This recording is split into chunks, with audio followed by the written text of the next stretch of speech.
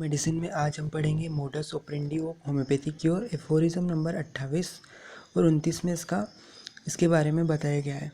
तो homeopathic cure कैसे होता है इसका एक्सप्लेनेशन एफोरिज्म नंबर 28-29 में दिया गया है।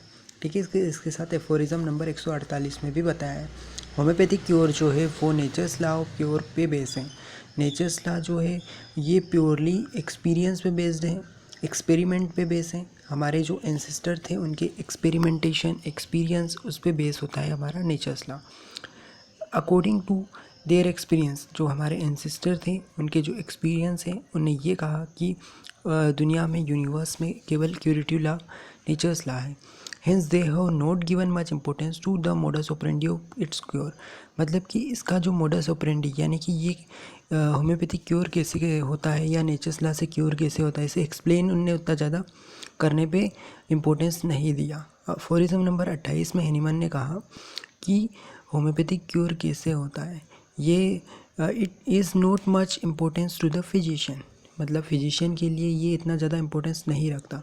Scientific explanation to the material phenomena can be given effectively. यानी कभी मटेरियल फिनोमेना जो है उसको तो एक्सप्लेन आसानी से कर सकते हैं, बट डिफ़िकल्ट हो जाता है एक्सप्लेन करना डायनामिक फिनोमेना को। जैसे नेचर्स लॉ है तो उसे वो डायनामिक फिनोमेना पे बेस है, तो इसे एक्सप्लेन करना मुश्किल हो जाता है, डिफ़िकल्ट है।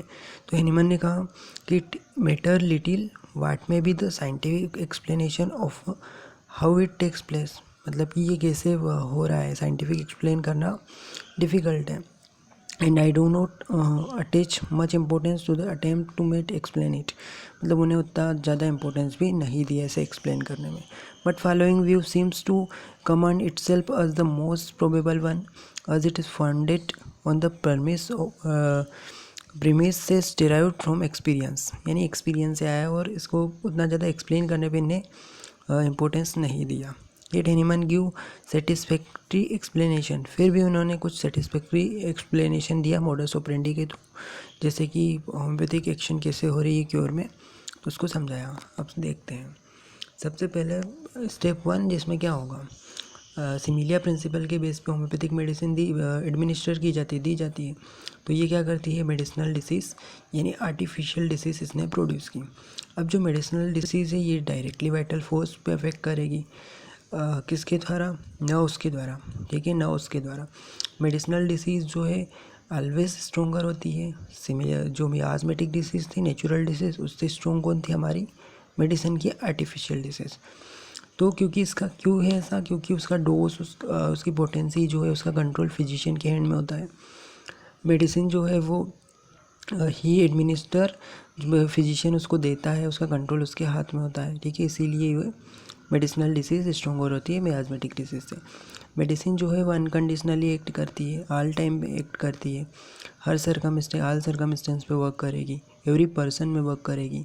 बट ऐसा मियाजमेटिक डिसीज़ में नहीं होता, इसीलिए मेडिसिनल डिसीज़ मियाजमेटिक से स्ट्रॉन्गर होती है। स्टेप 2 में क्या होगा, अब यहाँ पे एफोरिज्म नंबर 26 का बताया कि weaker dynamic affection is permanently extinguished in the living organism by stronger one if the latter is very similar to former in its manifestation. But वो डिफरेंट काइंड में होना चाहिए। तो ये एफोरिज्म 26 आप पहले ही हम पढ़ चुके हैं कि स्ट्रॉन्गर जो है वो वीकर को एक्सटिंग्विश कर देता है, बट वो सिमिलर काइंड में होना चाहिए। अब यहाँ पे क्या होगा, इस लॉ के बेस पे, इस प्रिंसिपल के बेस पे जो मेडिसिन डिसीज़ होती है वो कैसी होती है, रिमूव कर देगी वीकर मियाजमेटिक डिसीज़ को, क्योंकि मेडिसिनल डिसीज़ स्ट्रॉन्गर थी और मियाजमेटिक वीकर थी, तो वो उसे रिमूव कर देगी। अब यहाँ पे ये बताया कि नाउ द प्लेस, यानी कि जो मियाजमेटिक डिसीज़ की जो जगह थी उसका स्थान कौन लेगा, मेडिसिनल डिसीज़ ने ले लिया। अब जो वाइटल फोर्स है केवल मेडिसिनल डिसीज़ से सफ़र करेगा। इसके बाद स्टेप 3 पे आ जाओ। स्टेप 3 में क्या है, मेडिसिन है specified period of action. Medicine का कुछ स्पेसिफाइड पीरियड है, उसी दौरान वो वर्क करेगी। And they have to be administer always in minute doses. Medicine को तो माइन्यूट डोज में दिया जाता है। यही रीज़न है कि जो मेडिसिन है, डिसीज़ है, वो ग्रेजुअली बिकम वीकर। कुछ समय पश्चात उसकी एक्शन भी कम होती जाएगी, वीकर होती जाएगी, माइल्ड एक्शन हो जाएगी, और इस टाइम पे जो वाइटल फोर्स है वो स्ट्रॉन्गर हो जाता है, और वो फिर वो मेडिसिनल डिसीज़ वीकर हो गई थी तो उसे हटा देगा। Exactly at this moment the vital force react करेगा अगेंस्ट द मेडिसिनल डिसीज, या जहाँ पे मेडिसिन की एक्शन कम हो गई तो उस समय वाइटल फोर्स स्ट्रॉन्ग होकर वर्क करेगा और रिमूव कर देगा उसे आसानी से। Now the vital force is free from both, दोनों से फ्री हो गया, मियाज़मेटिक डिसीज और मेडिसिनल डिसीज दोनों से। वाइटल फोर्स हेल्दी हो गया और उसके normal sensation and normal function आ गए। अब इसका एक्सप्लेनेशन यहाँ पे दिया है तीनों स्टेप का, कि सबसे पहले action of remedy on the disease vital force. Remedy की एक्शन होती है वाइटल फोर्स के ऊपर, इसे प्राइमरी एक्शन का। ये क्या है करती है, हेल्प करती है मियाज़मेटिक डिसीज़ को हटाने में वाइटल फोर्स से। फिर जो वाइटल फोर्स है वो मेडिसिनल डिसीज़ पे एक्ट करेगा, पर उसके अपोजिट मैनर में एक्ट करेगा, यही सेकेंडरी एक्शन है। तो ये जो कि क्यूरेटिव नेचर की होती है।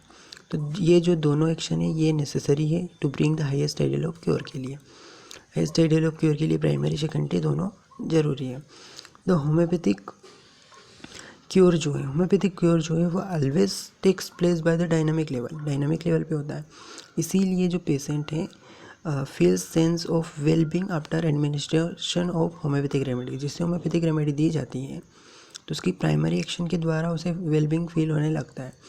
It will always take some time to notice the restoration, कुछ टाइम लग जाता है रिस्टोर होने में, स्ट्रक्चरल पैथोलॉजिकल चेंजेस को रिस्टोर होने में टाइम लगता है। तो Hahnemann has not give much importance, उन्हें इतना ज़्यादा इम्पोर्टेंस नहीं दिया थ्योरेटिक एक्सप्लेनेशन को कि होम्योपैथिक क्योर कैसे होता है। साइंटिफिक एक्सप्लेनेशन देने में इतना ज़्यादा इम्पोर्टेंस नहीं दिया। Practically it is impossible to notice the dynamic action, यानी कि डायनामिक एक्शन को नोट करना बहुत इम्पॉसिबल है प्रैक्टिकली, बट फिर भी उसे समझाया गया था यहाँ पे थोड़ा बहुत कि द अबाउ एक्सप्लेनेशन। इससे क्लियर कट हो जाता है कि जो मोस्ट प्रोबेबल एक्सप्लेनेशन है ये modus operandi of homeopathic cure. अब इस चार्ट से हम समझ सकते हैं, सबसे पहले कोई हेल्दी पर्सन था, ठीक है, यहाँ पे ये हेल्दी पर्सन था, उसमें क्या आ गया, मियाज़मा आ गया। तो वो पर्सन जो है वो डिसीज़ पर्सन हो गया, उसका वाइटल फोर्स मियाज़मेटिक डिसीज़ से सफ़र कर रहा है। फिर जब उसे होम्योपैथिक मेडिसिन दी जाती है तो वो डिसीज़ पर्सन के अंदर दो चीज़ें आ गई, एक तो मियाज़मेटिक डिसीज़ और एक मेडिसिनल डिसीज़। अब जब प्राइमरी एक्शन होगी मेडिसिन की, ठीक है, तो प्राइमरी एक्शन के द्वारा जो डिसीज़ पर्सन है उसके अंदर उसका जो वाइटल फोर्स है उसमें केवल मेडिसिनल डिसीज़ बचेगी। क्यों? क्योंकि जो वीकर मियाज़मेटिक डिसीज़ है वो रिमूव हो जाती है स्ट्रॉन्गर मेडिसिनल डिसीज़ के द्वारा। अब जो मेडिसिनल डिसीज़ है वो क्या हो गई, वीकर हो गई, मेडिसिनल डिसीज़ बिकम वीकर। और जो एक समय आया कि वाइटल फोर्स स्ट्रॉन्ग हो गया इस मेडिसिनल डिसीज़ से, तो फिर वाइटल फोर्स इस वीकर मेडिसिनल डिसीज़ को थ्रो आउट कर देता है, बाहर कर देता है। ये सेकेंडरी एक्शन के द्वारा हुआ। अब जो इंडिविजुअल है हेल्दी पर्सन हो जाता है, तो ये free from all the disease.